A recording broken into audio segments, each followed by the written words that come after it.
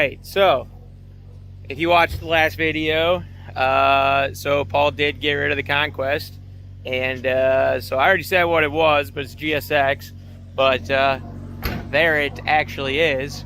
So today we are overhauling the shit out of this thing, coilovers, wheels, and control arms and such like that. So, and some, yeah, because the ball joint needed ball joints. So I'm gonna go ahead and get that stuff.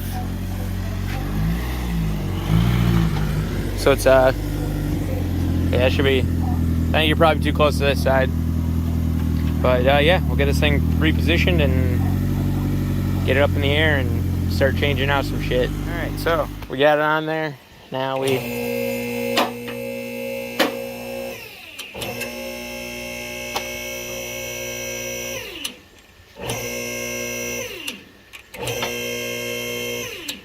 Not country.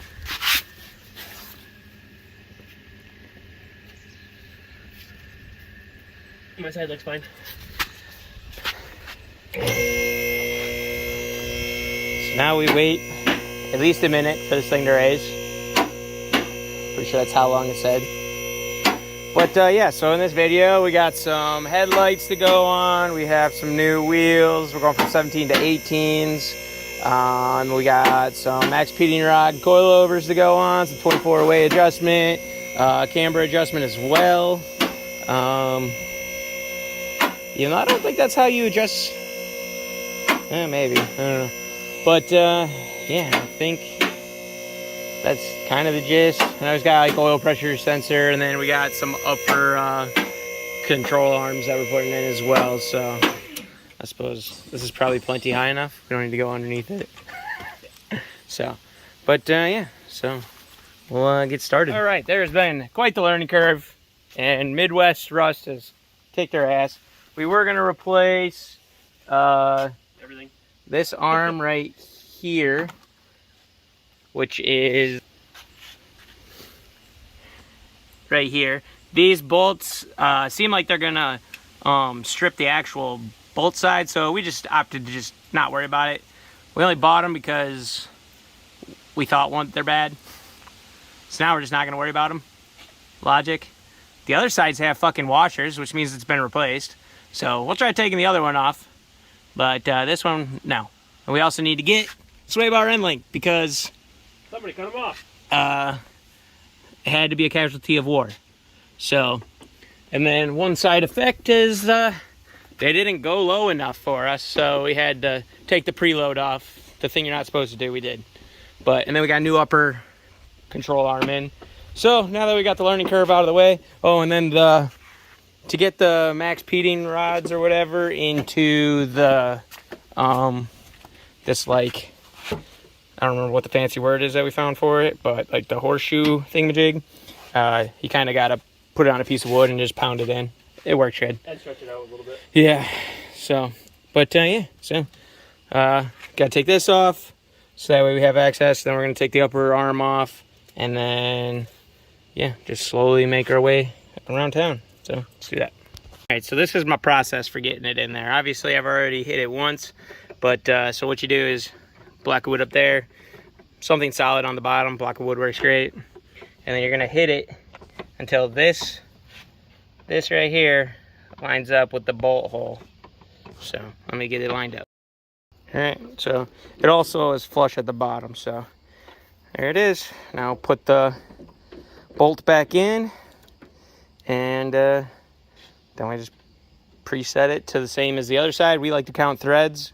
The other side, well, it's basically all as much as you can, so we're just gonna set it as much as we can. So, but yeah, that's the gist.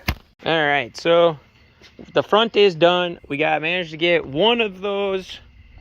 We managed to get one of these lower arms in. So that's the passenger side. That one's in. Driver side we couldn't get in. Driver side has a new upper control arm. This one, funny story. We got two. So this is the driver side. That's supposed to be the passenger side one. And if you can tell, they're the same. So we got two driver side ones. So that was cool. And it's not like Paul fucked up, because if you look at the thing, I'd pull it up, but I don't. It's probably got my address on it. So, but yeah, on the invoice it says two Or it says a driver's side and a passenger side, so we got fucked. Bag. Even the bag is right. They literally put the wrong part in the bag. Yeah, so we just got screwed. So we got the back one on. We had to put those 2 blocks on to get it to go up because these do not move like at all. Except for it goes lower. Yeah, it goes lower. It tucks it in there, and it's got a nice little bit of camber. Well, I guess it depends on who you are. I'm not exactly a camber boy, but it looks good. I'm starting to become a camber boy. It's probably the bag 20 that's really doing that because that really shows it. So, but yeah, these are definitely a pain in the ass to get in because it's all the way low. Well, actually, no, it's not. The backs aren't even all the way low. The only thing, the back, so you could go even like lower, which is ignorant. So, yeah, so these ones, we're just running them how they came. So the bottom is, so it's bottomed out in this. So you could hell a monster truck. So this one's bottomed out, and we're just gonna leave the preload the way it's set. And then, so we're just throwing it in. But in order for us to do that, we have to put the wheel underneath that and then use the lift and lower it to push it up in there. So, well, it's not too bad. We figured it out. But, yeah, lift. So basically to install these max speeding rods, all you need to do is go ahead and pour a $900 slab, buy yourself a $2,500 lift, and it's cake. It's super easy. That was a dick of flex. But, Does that even... I look like an asshole flexing. Get your money out of here. Yeah, that's definitely me. That's why the lift is in this thing called nature, because I'm super rich. I just prioritize the lift over a roof. Yeah. You know, garageless. But yeah, so we're gonna get that last one in, and then we should be good. Oh, and then Paul put the headlights in, and he put the marker lights in. He has they're just shrouds, right? For the fog lights, you just have shrouds coming. Yeah, they're coming. So he found some shrouds for these. Yeah. So that's in, and then obviously the new headlights. We need to wire in the halos at some point, and then it also has 3 lights here. Just running lights. Yeah. So is here? Or am I just seeing things? Oh yeah. There's a bulb in there. Yeah, no, but like if you stand like right here, it looks like it's like flickering on and off. Oh, it's probably just the fire. It looks like it's flickering on and off. Yeah. But yeah, I guess enough fucking blabbering. That's the gist. That's what we got done. Oh, we put a new oil pressure sensor on too. I don't know if it worked yet. But yeah, we don't know if it works either. Oh, can you show them dash light? Because so Paul put in. I have some for the Grom, or not the Grom. I have some coming for my Honda. So what are they? They're just glow lights, right? They're or glow gauges. Indiglow. Yeah. What they're called. Oh yeah, that's the stuff, dude. So I have some of those coming for my Honda. I'll do a video of installing those, obviously, when we do that. But yeah, they actually weren't too bad.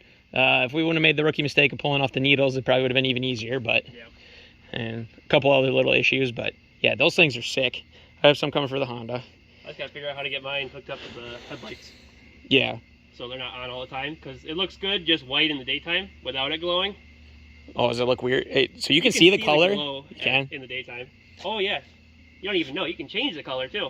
Like with a switch, you can change it. Yeah, no, you said the blue. What's the blue look like? Let's see this blue. Right now. Oh, that is the blue? Yeah. I thought that was the green. No. Let's see if I can find the switch. Oh, you got it hidden? It's just tucked up here. Yeah, I saw that, and then obviously the min-max, so you can adjust the brightness. Yeah. I think the only thing that's going to bother me about it is like the AEM gauges and all that, or like the actual LED part is like different colors.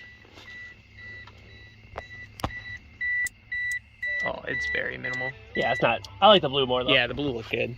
And that's all the way up for brightness. Yeah. Obviously. Of course. Obviously, you gotta blind yourself.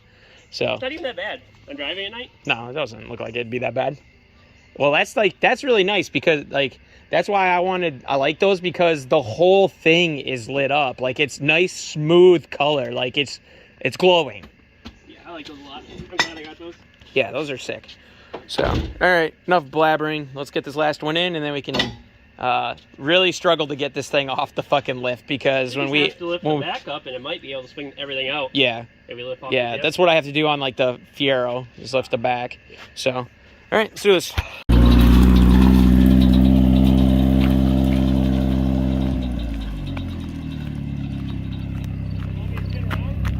Just do an angle so I can take some pictures. Hey. Just like. The moon right there. I'm spinning around. Okay.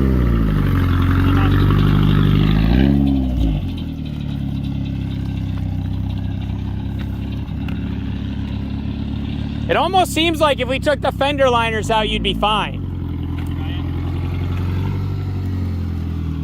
Because it's really close to the fenders. It's a damn shame those camber plates don't work, because if we just threw a little bit of camber at it, it'd be fine. Try it and see what it does. Alrighty, so finishing editing up the video for Paul's GSX. Didn't make an outro, so here's the outro. So I guess that was the gist. So we'll have to put it back up on the lift because we need to get that replacement control arm. I guess we'll do this way. This is probably the better lighting, you know, YouTube things. Yeah, so we got pretty much majority of it done. Obviously we just got to replace that one. We have that one arm that we weren't able to get off. We're just going to keep soaking stuff, and we'll do that. And then obviously when we're waiting on parts to come in, so we need that upper control arm for the passenger side, and then we need those lateral links or whatever the hell they're called for the sway bar end links. So we need those. We could have got those from O'Reilly's, but it would have been like 10 times the cost because it was $30 for one of those end links, and then it was $5 for both off of whatever one of those cheap sites is. I can't remember what. Rock Auto, the one that screwed us in the first place. It's the game you play.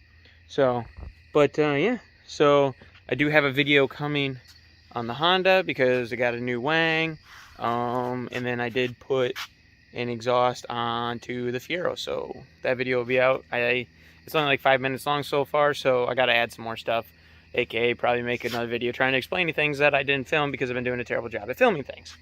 Cool me. Yeah. Oh, and then we'll have another coilover install video for Armand's. He has a Honda EF as well that we will be putting coilovers on. So this is what we call Midwest goodbyes, where you're like, okay, yeah, we're good, and then an hour later we're still talking. One more update. I know some of you guys ask about it, but can't really see it. It's too dark. But Paul's Cadillac, we will be redoing this this winter.